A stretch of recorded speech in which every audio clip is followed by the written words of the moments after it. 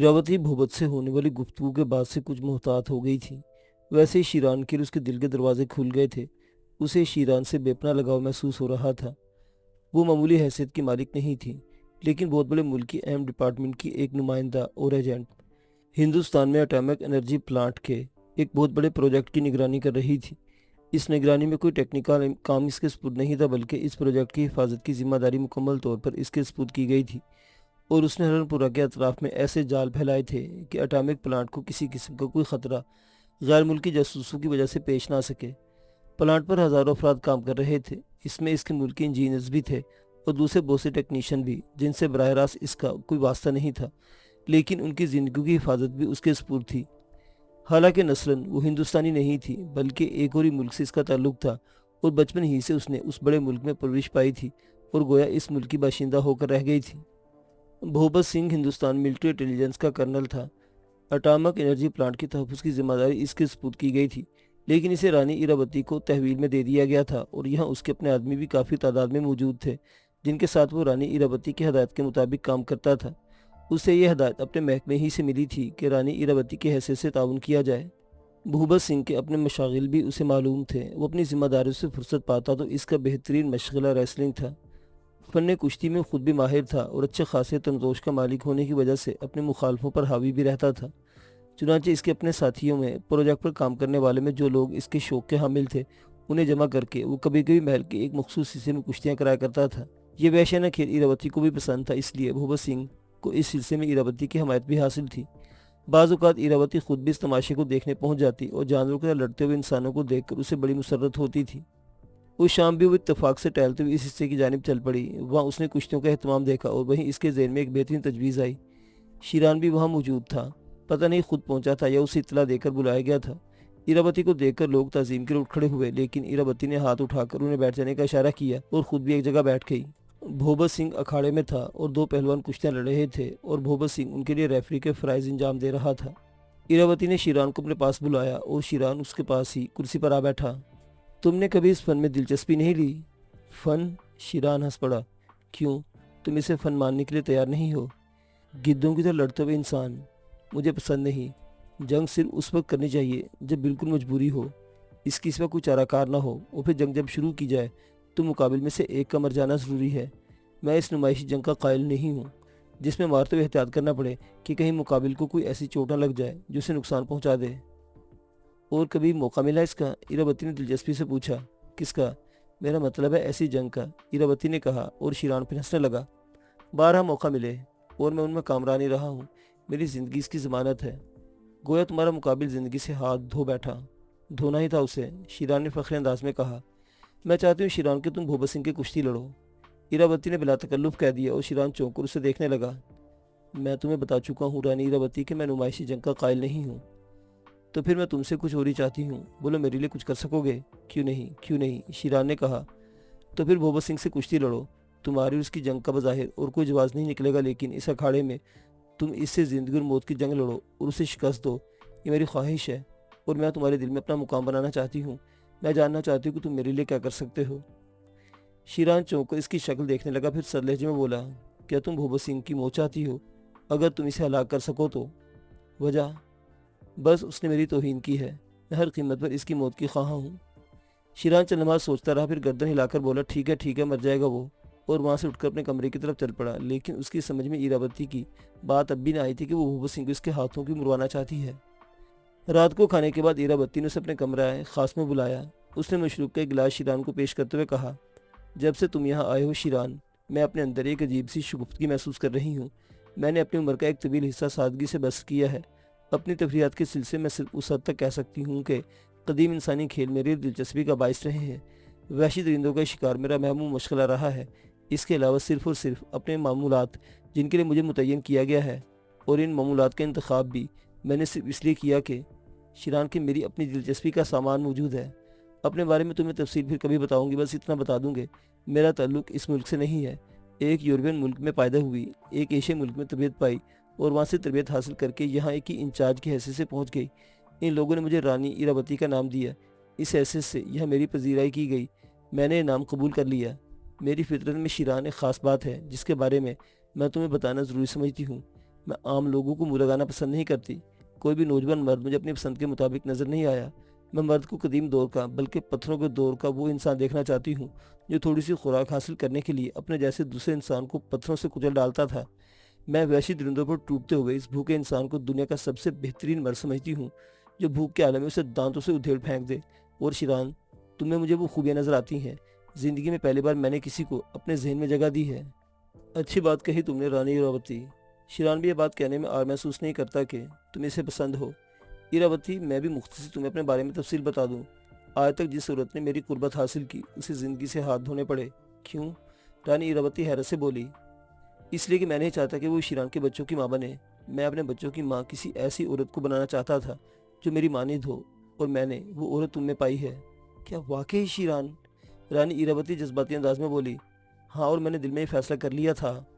तुम पर इसका इजहार करूंगा और तुमसे कह दूंगा कि अगर तुम पसंद करो तो मेरी ज़िंदगी में शामिल हो जाओ, और अगर तुम्हें बात पसंद ना आए तो बेतकल्फी से मुझसे इजहार कर दो। शिरान, मैं बहुत कम लोगों से इतने सच्चे लहजे में बोली हूँ।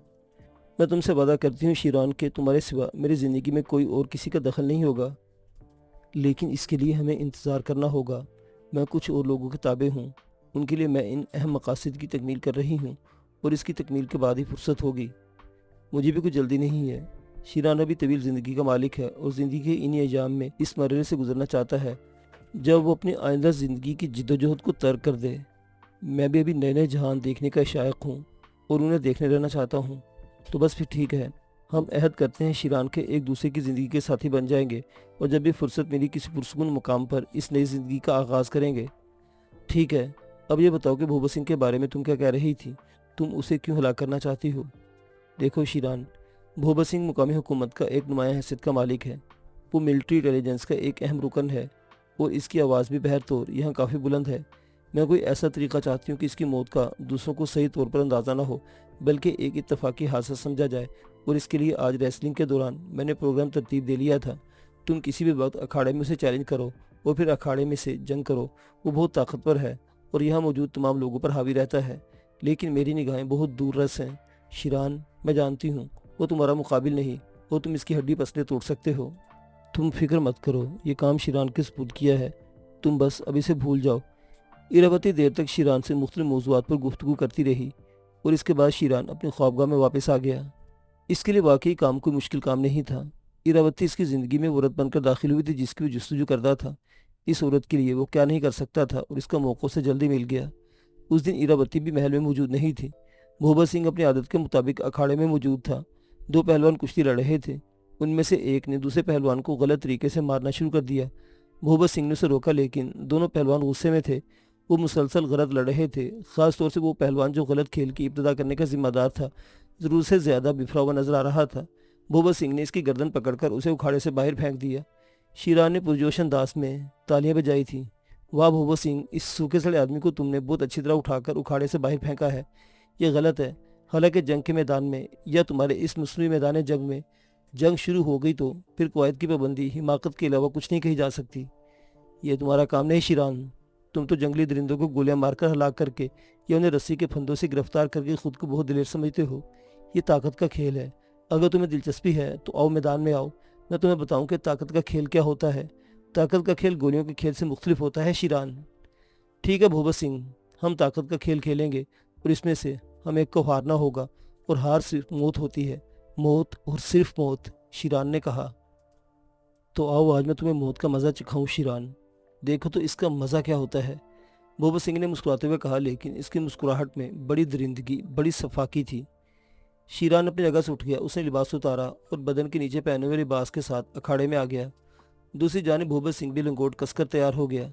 बिलाशुबा वो जिस्सामत में शिरान से कुछ निकलता हुआ था, लेकिन शिरान के बदन की मजबूती का वो मुकाबला नहीं कर सकता था। दोनों आमने सामने आ गए, और इसके बाद भूबा सिंह ने गुर्राकर शिरान पर हमला कर दिया।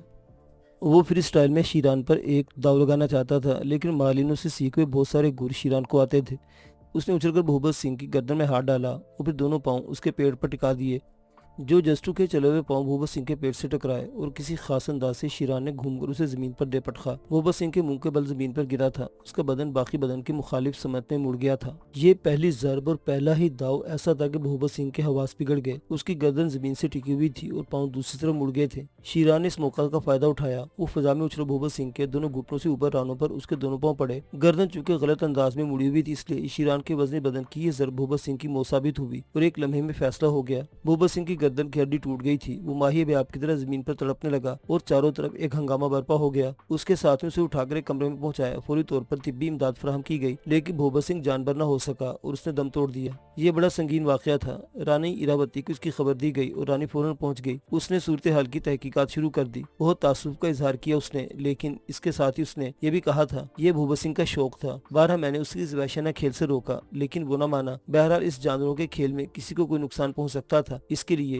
किसी को जिम्मेदार करार नहीं दिया जा सकता। नुमान खान जहाज पर पहुंच गया। बड़ी गहमा गहमी थी। दूसरी तरफ से होने वाली हर कार्रवाई के लिए जवाबी तैयारियां हो रही थी। खुफिया बंदरगाह की तबाही एक कारी ज़रब थी, जिसकी कसक बेसुकून करने के लिए काफी थी, और ये बेसुकूनी किसी भी नाखुशगवार वाक़ई को जन्म दे सकती थी। बराह रास्त दोनों में से कोई सामने नहीं था, लेकिन दोनों के जंगी बेड़े एक दूसरे के सामने थे। दोनों तवील फासला तय करके अपने अपने जंगी प्लान के साथ मलेशिया के समुद्रों में मौजूद थे। एक तरफ से मलेशिया की मौजूदा हुकूमत की हमायत हो रही थी, दूसरी तरफ से आर्मीना सरातू के लिए बगावत को मुकम्मल हमायत हासिल थी। दोनों के जंगी माहिरीन अपने अपने हलीफों की मदद कर रहे थे। एक दूसरे के खिलाफ साजिशें हो रही थी। यूं लगता था जैसे अब मलेशिया की बागडोर दो इन्हीं हम मुल्कों के हाथों में रह गई हो। बाकी मुमालिक हुकूमत तो कर रहे थे, लेकिन उनकी हैसियत कठपुतली से ज्यादा न रह गई जिन्हें दो मदारी नचाते हों। एडमिरल क्राउच ने 1 घंटे के बाद नुमान खान को अपने कैबिन में चाय की पेशकश की और नुमान खान एक पुरतकल्लुफ कैबिन में पहुंच गया, जहां बड़ी बड़ी मोअज़्ज़ज़ शख्सियतें एक अज़ीमुश्शान मेज के गिर्द जमा थी। क्राउच ने, जो एक देवकामत आदमी था, पुरतपाक अंदाज में नुमान खान का इस्तकबाल कर कहा, एशिया मगरिब की हर साजिश को नाकाम बनाने के लिए मुत्तहिद है। एशिया मगरिब की हर साजिश को नाकाम बनाने के लिए मुत्तहिद है, और हम पहले मुल्की पैमाने पर एक दूसरे के दोस्त हैं, फिर नजरियाती इत्तफाक है, और इसके बाद हम इलाकाई दोस्ती रखते हैं। चुनांचे एक एशिया दोस्त ने आर्मीना सरातू के मकासद की तकमील में एक बड़ी रुकावट हटाने के लिए जान की बाजी लगाई और अपने मिशन को कामयाब बनाया, तो कोई हैरत की बात नहीं, लेकिन हम अपने इस दोस्त के जज्बे को सराहते हैं। उसने हमारे लिए बहुत कुछ किया, और जब आर्मीना सरातू मलेशिया के हुक्मरान बनेंगे तो नुमान खान का नाम मलेशियन बाशिंदों के लिए अजनबी नहीं होगा। मेरे स्पुर जो जिम्मेदारी की गई थी जनाब, उसे पूरा करने में सिर्फ मैंने नहीं बल्कि चंद मलेशियन जा फरोश ने भी इतना ही काम किया जितना मैंने। नुमान खान ने जवाब दिया, मिस्टर खान, आपकी खुशबख्ती है कि आप एक ऐसी शख्सियत से मुलाकात करने जा रहे हैं जो आने वाले वक्त में मलेशिया के लिए बहुत बड़ी चीज होगी। मेरी मुराद आर्मीना सरातू से है, एडमिरल क्राउच ने कहा, और उस वक्त कैबिन में एक ऐसी शख्स से दाखिल हुई जो इन सबके लिए बेहद एहतराम के काबिल थी। तमाम लोग खड़े हो गए। नुमान खान भी खड़ा हो गया था। अंदर दाखिल होने वाला एक मुनासिब बदन और दरमियानी जिसामत का मालिक एक विदेशी शख्स था, जो एक शानदार सूट में मलबूस काफी स्मार्ट नजर आ रहा था। वो मुस्कुराता हुआ अंदर दाखिल हुआ और फिर इसने एडमिरल क्राउच के अलावा नुमान खान से भी मुसाफा किया। वो भी नुमान खान से मुतासिर नजर आ रहा था। मेरे लिए जो कोई भी जो कुछ कर रहा है,